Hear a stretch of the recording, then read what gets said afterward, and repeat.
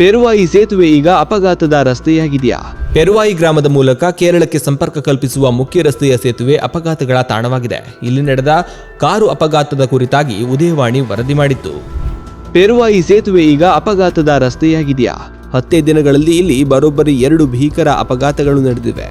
ಇದೀಗ ವರದಿಯ ಬಳಿಕ ಎಚ್ಚೆತ್ತ ಪೆರುವಾಯಿ ಪಂಚಾಯತ್ ಅಪಾಯಕಾರಿ ಸೇತುವೆಯ ಬದಿಯಲ್ಲಿ ತಡೆಗೋಡೆ ನಿರ್ಮಾಣಕ್ಕೆ ಮುಂದಾಗಿದೆ.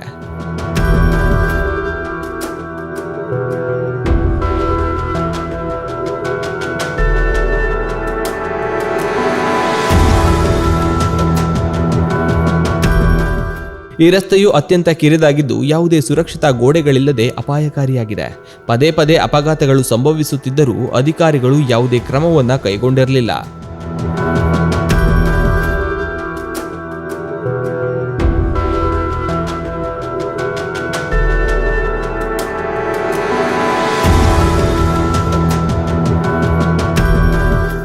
ಪ್ರತಿನಿತ್ಯ ನೂರಾರು ವಾಹನಗಳು, ಶಾಲಾ ವಿದ್ಯಾರ್ಥಿಗಳು ಮತ್ತು ಸಾರ್ವಜನಿಕರು ಇದೇ ರಸ್ತೆಯಲ್ಲಿ ಓಡಾಡುತ್ತಿದ್ದು, ಇದರಿಂದ ಯಾವುದೇ ಕ್ಷಣದಲ್ಲಾದರೂ ದೊಡ್ಡ ದುರಂತ ಸಂಭವಿಸುವ ಭೀತಿ ಎದುರಾಗಿತ್ತು. ಇದೀಗ ಈ ಸೇತುವೆ ಬಳಿ ಅಪಘಾತಗಳು ಸಂಭವಿಸುವುದನ್ನು ತಡೆಯಲು ಪೆರುವಾಯಿ ಪಂಚಾಯತ್ ತಾತ್ಕಾಲಿಕ ತಡೆಗೋಡೆ ನಿರ್ಮಾಣ ಕಾರ್ಯಕ್ಕೆ ಮುಂದಾಗಿದೆ.